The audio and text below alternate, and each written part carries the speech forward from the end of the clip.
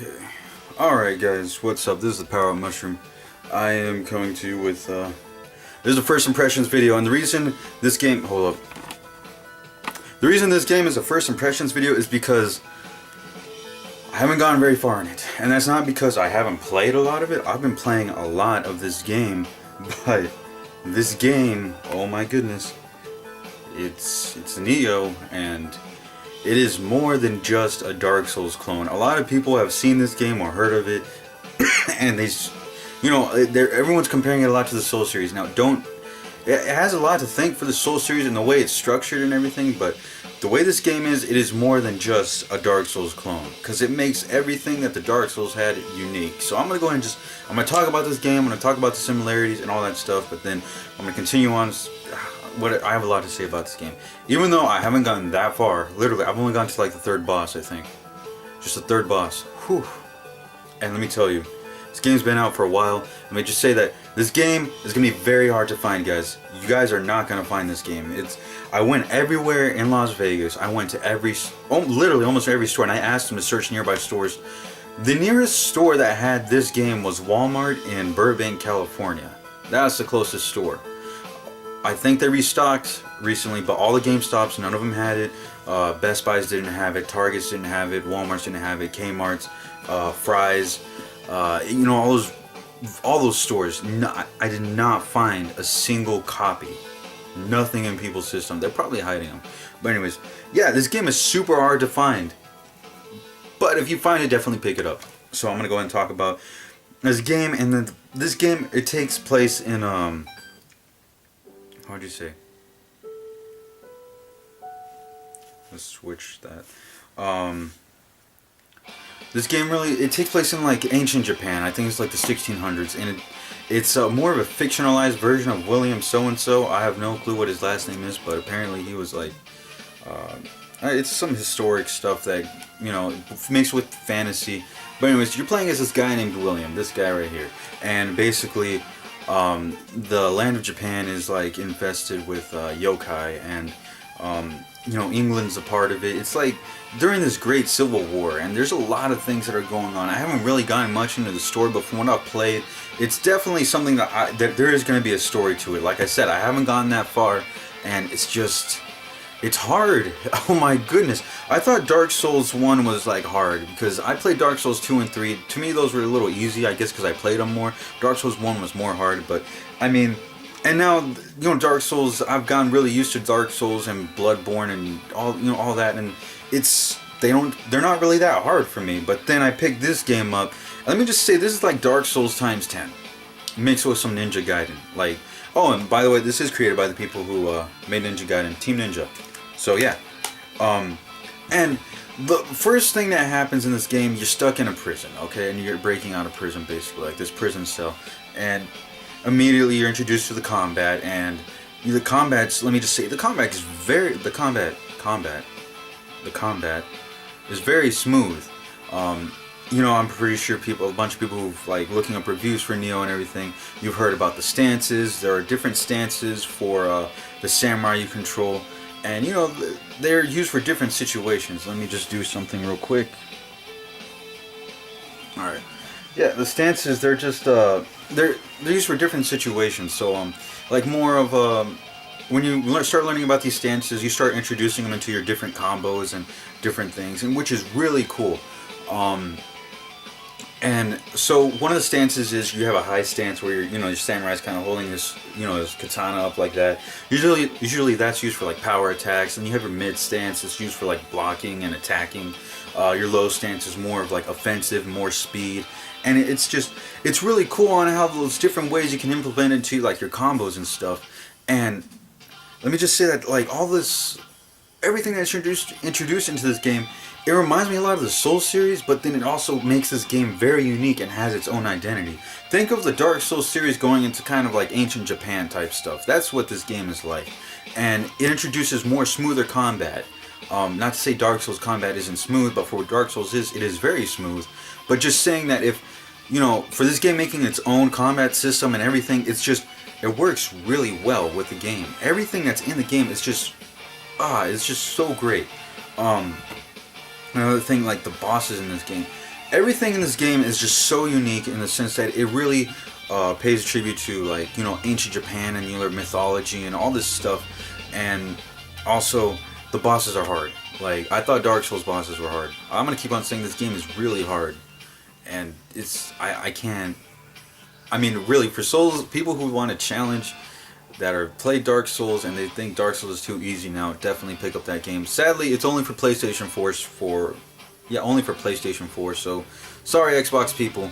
Go pick up a PlayStation 4. And I actually had a friend who actually did do that. He went to go buy this game and a PlayStation 4. He got his PlayStation 4 with the game just to play this game, and he says it's so worth it. And I think it's pretty worth it. And if you have a PlayStation 4, definitely pick it up.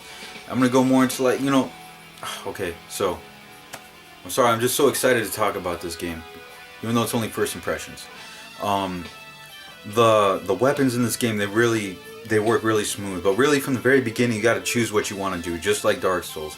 If you want to use a katana, you better start using that katana, because the more you use it, the better you're going to get with it. If you're going to use a battle axe, you better start using a battle axe. The more you use it, the better you're going to get with it. It's that kind of stuff.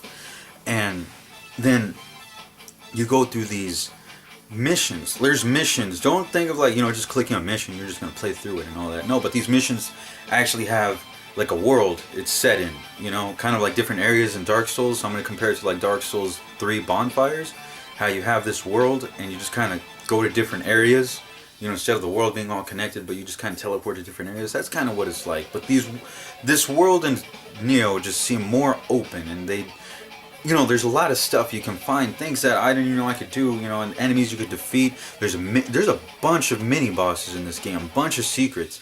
Like, there's this one point where I had no clue where to go, and I started fighting this mini boss, and I accidentally smacked the wall. And all of a sudden a boss just comes out of the wall, and I was just like, oh my god. So now I'm fighting two bosses at one time, which they're mini bosses. Those aren't real bosses, but they feel like real bosses, and you're just like, oh man, like, you can't even. It's one of those things, it's so overwhelming, and but you get excited because in this game, the one thing I had a problem with the Soul series, I guess, was there wasn't music playing during background, which I guess, you know, it creates that atmosphere of like loneliness. But in this game, you have nice Japanese, you know, music playing in the background, and like when you're starting to fight things, and you know, you see a boss appear, the music gets real intense and all this stuff, and you're like, oh crap, I'm about to die, and you start fighting these bosses, and it's just, it's fantastic. It's one of the best feelings, especially when you take down a boss. You take them down, and when you're done, it's like this moment of silence. Like, just, you're so happy you took down the boss, and you go and rest up a bit and all of this stuff. And it's something a little different. Instead of bonfires, we have shrines. We have these like little Japanese shrines that, you know, you go there and you rest. You can replenish your elixirs. You can level up your character.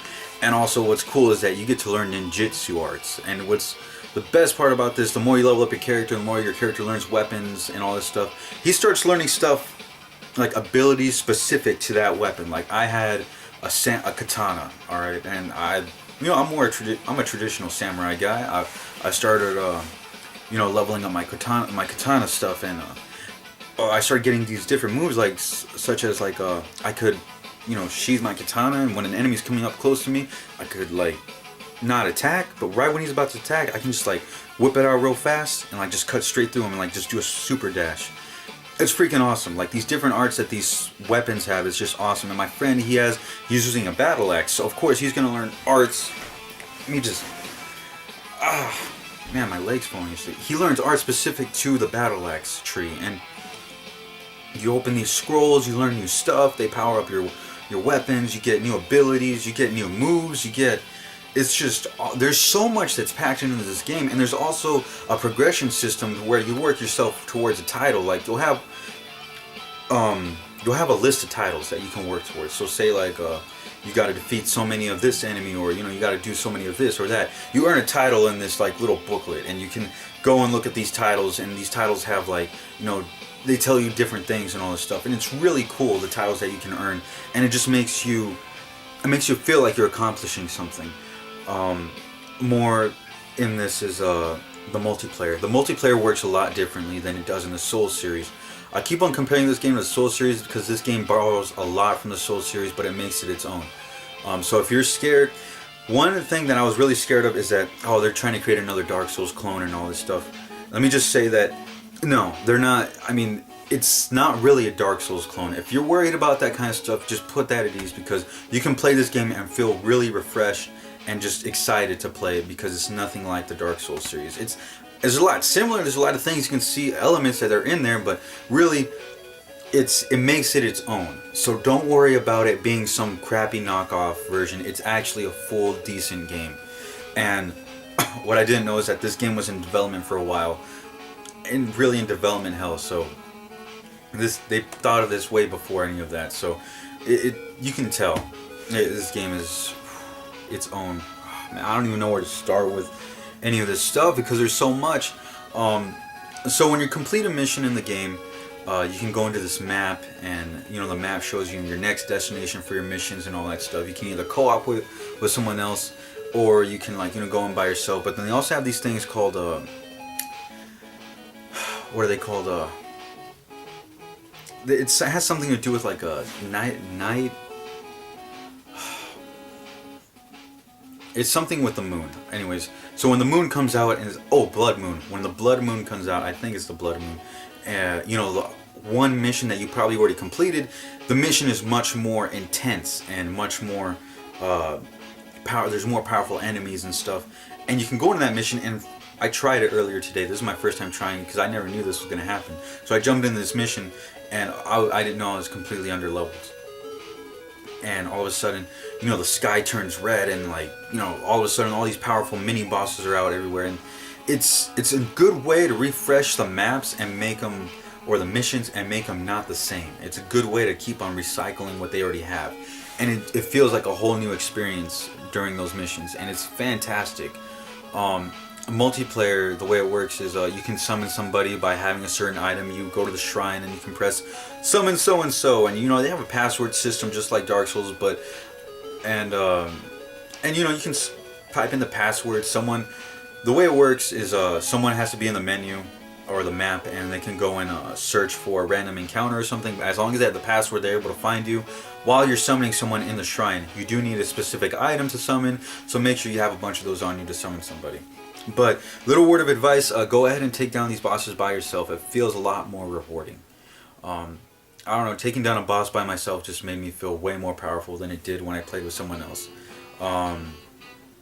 Another thing is the battles in this game with other players. It works with it works more like they died in a specific place, but you can summon basically the character. You're not gonna fight against a person literally, but you're fighting against their AI, and their AI fights exactly the way they fight. So you're gonna be fighting like a kind of a mirror of them, and it's really cool. I mean, I like it, but I kind of wish I would be able to fight against someone else. Who knows? They might implement that later on.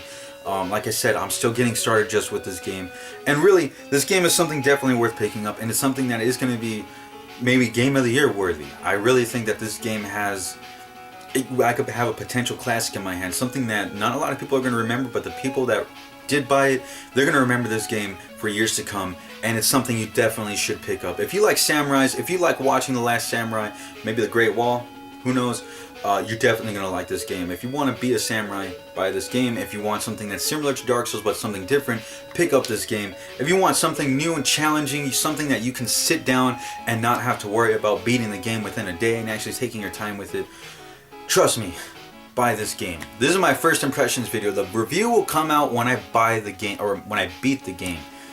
That's when the review will come out. The full-on review where I will give it a number score, I will give it a legendary, I don't even know. I will do something, but just pick up this game. If you haven't already, you see this game, go ahead and pick it up. It's definitely hard to find in Vegas.